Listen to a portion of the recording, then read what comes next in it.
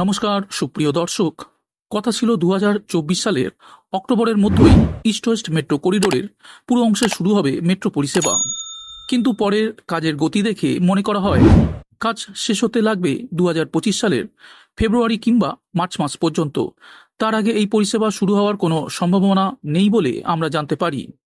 তবে এই মুহূর্তে মেট্রো রেল সূত্রে যে নতুন আপডেটটি উঠে আসছে, যা কলকাতাবাসীর জন্য অত্যন্ত খুশির খবর।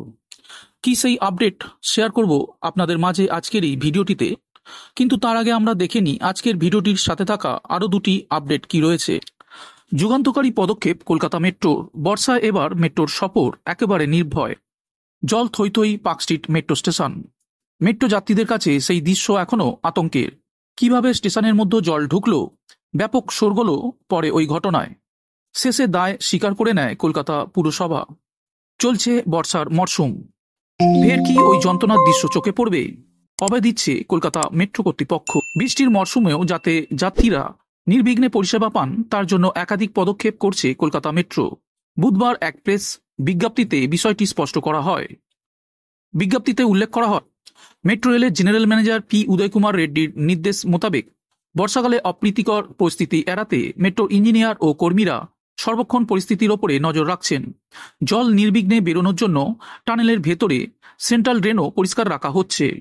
ভায়াডাক্ট সেকশনে ভারী বর্ষার ক্ষেত্রে বৃষ্টির জল বার করতে নালাগুলি পরিষ্কারের বিষয়টিও দেখা হচ্ছে।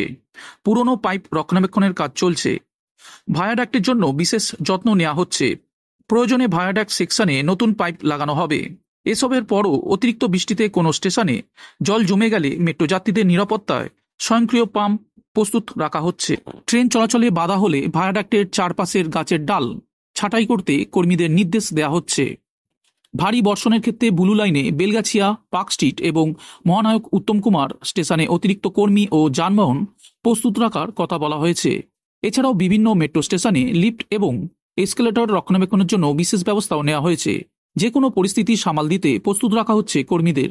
মোটরম্যান সহ সমস্ত সংশ্লিষ্ট বিভাগের মেট্রো কর্মীদের রিয়েল টাইম ভিত্তিতে যে কোনো অবাঞ্ছিত ঘটনা রিপোর্ট করার নির্দেশ দেওয়া হয়েছে।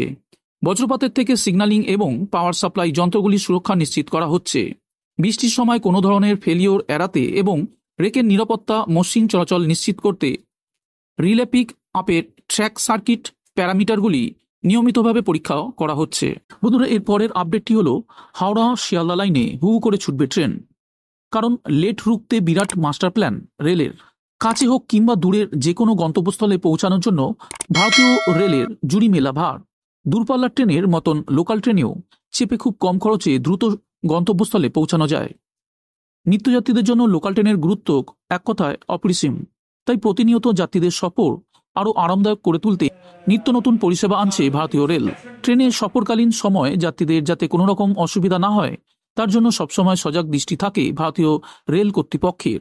কিন্তু তারপরেও রেলের বিরুদ্ধে যাত্রীদের একটা অভিযোগ কিন্তু বরাবরই, আর এই সমস্যাটা সমাধান করা যাচ্ছে না কোনোভাবেই। তা হলো ট্রেন লেটে আসা। প্রসঙ্গত, আমাদের পশ্চিমবঙ্গের অন্যতম দুটি ব্যস্ততম রেল স্টেশন হলো হাওড়া এবং শিয়ালদা। এই দুটি স্টেশনে যাত্রীদের চাপও একটু বেশি থাকে। দূরপাল্লার ট্রেন হোক কিংবা লোকাল ট্রেন, হাওড়া এবং শিয়ালদা স্টেশনে ঢুকলেই দেখা যায় ট্রেন ধরার জন্য যাত্রীদের ছোটাছুটি করার দৃশ্য।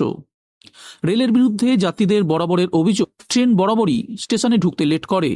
কোনোদিনই সঠিক সময় এসে পৌঁছাতে পারে না ট্রেন।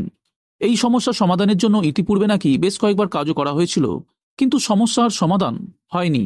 তবে এবার এই দুর্ভোগ থেকে যাত্রীদের খানিকটা স্বস্তি দিতে চলেছে পূর্ব রেল। জানা যাচ্ছে বহুদিন ধরেই কাজ করতে থাকার কারণে কার্যকারিতা হারিয়েছে বেশ কিছু যন্ত্র। তাই এবার সেই যন্ত্রপাতি বদলে উন্নত প্রযুক্তির নতুন যন্ত্রপাতি আনতে চলেছে পূর্ব রেল। জানা যাচ্ছে আমাদের দেশের অন্যতম ব্যস্ত রেল জোনের অধীনে 4টি ডিভিশনে ট্রেন চলাচল মসৃণ করতে মোট 143টি পয়েন্ট মেশিন বদল করা হয়েছে।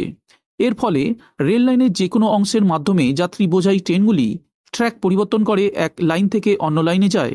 সেই পয়েন্ট মেশিন এবার বদল করা হবে। এই প্রক্রিয়া এবার থেকে নিয়ন্ত্রণ করা হবে কন্ট্রোল রুম থেকে। পূর্ব রেলের দাবি, 4টি ডিভিশনে পুরনো 143টি পয়েন্ট বদলের পাশাপাশি 110 কিলোমিটার লাইনের সিগন্যালিংয়ের তার পাল্টানো হবে। জানা যাচ্ছে ইতিমধ্যে আসানসোল ডিভিশনে 18টি পয়েন্ট, হাওড়া ডিভিশনে 18টি পয়েন্ট, মালদা ডিভিশনে 1টি পয়েন্ট এবং শিয়ালদা ডিভিশনে 6টি পয়েন্ট পরিবর্তন করা হয়েছে। বন্ধুরা, এরপর আজকের ভিডিওর শেষ আপডেটটি হলো কলকাতা ইস্ট ওয়েস্ট মেট্রোর গ্রিন লাইন নিয়ে এলো খুশির খবর। কলকাতা মেট্রো মানেই কলকাতাবাসীর কাছে লাইফ লাইন নামে পরিচিত। প্রতিনিয়ত এই মেট্রো রেল পরিষেবাকে উন্নত করে তোলার জন্য নিত্য নতুন পরিষেবা আনছে কলকাতা মেট্রো রেল কর্তৃপক্ষ। কথা ছিল 2024 সালের অক্টোবরের মধ্যেই ইস্ট ওয়েস্ট মেট্রো করিডোরের পুরো অংশে শুরু হবে মেট্রো পরিষেবা। কিন্তু পরের কাজের গতি দেখে মনে করা হয় কাজ শেষ হতে গড়াবে 2025 সালের ফেব্রুয়ারি থেকে মার্চ মাস পর্যন্ত। তার আগে এই পরিষেবা শুরু হওয়ার সম্ভাবনা নেই। তবে মেট্রো রেল সূত্রের খবর, চলতি বছরের ডিসেম্বরের মধ্যেই হাওড়া ময়দান থেকে সল্টলেক সেক্টর 5 পর্যন্ত পুরো 16.6 কিলোমিটার অংশে মেট্রো পরিষেবা চালু করবে মেট্রো কর্তৃপক্ষ। জানা যাচ্ছে আপাতত মেট্রো করিডোরের হাওড়া ময়দান থেকে এসপ্ল্যানেড পর্যন্ত 4.8 কিলোমিটার অংশ এবং শিয়ালদা থেকে সল্টলেক সেক্টর 5 পর্যন্ত 9.4 কিলোমিটার অংশে বাণিজ্যিকভাবে পরিষেবা চালু রয়েছে। এখনো পর্যন্ত শিয়ালদা থেকে এসপ্ল্যানেডের মধ্যেও 2.4 কিলোমিটার অংশে মেট্রো পরিষেবা চালু করা যায়নি। বউবাজারের বিপর্যয়ের কারণেই আপাতত থমকে রয়েছে সেই কাজ। তবে সূত্রের খবর, খুব তাড়াতাড়ি শেষ হবে এই মেট্রো রেল প্রকল্পের কাজ। তবে কাজের গতি দেখে মনে করা হচ্ছে ডিসেম্বর মাসের মধ্যেই শিয়ালদা থেকে এসপ্ল্যানেডের অংশে বাণিজ্যিকভাবে চালু করা হবে মেট্রো পরিষেবা। আর এই অংশ জুড়ে গেলেই ইস্ট ওয়েস্ট মেট্রো করে হাওড়া ময়দান থেকে সল্টলেক সেক্টর 5 পর্যন্ত বাণিজ্যিক পরিষেবা চালু হয়ে যাবে। এ বিষয়ে ইস্ট ওয়েস্ট মেট্রোর দায়িত্বপ্রাপ্ত সংস্থার কলকাতা মেট্রো রেলওয়ে কর্পোরেশন লিমিটেডের এক আধিকারিক জানিয়েছেন, অক্টোবরে যাতে কমিশনার অফ রেলওয়ে সেফটি পরিদর্শনে আসেন সেই চেষ্টাই করা হচ্ছে। আর ডিসেম্বর মাসেও এই পরিষেবা চালু করার চেষ্টা করা হবে বলে জানিয়েছে ওই আধিকারিক। আগামী দিনে হাওড়া ময়দান থেকে সল্টলেক সেক্টর 5 পর্যন্ত মেট্রো পরিষেবা চালু হলে যাতায়াতের অনেক সময় বাঁচবে নিত্যযাত্রীদের।